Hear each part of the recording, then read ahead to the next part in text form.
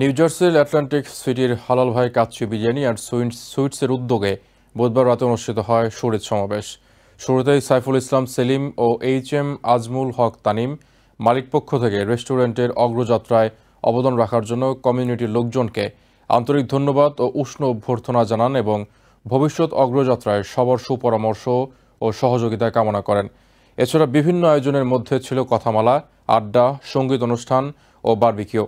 অনুষ্ঠানে সঙ্গীত পরিবেশন করেন আসিফ, সোহেল, হেলাল, লিখন। আটলান্টিক সিটিতে বসবাসরত প্রবাসী বাংলাদেশী সহ কমিউনিটির গণ্যমান্য ব্যক্তিবর্গ এই সুধী সমাবেশে অংশ নেন।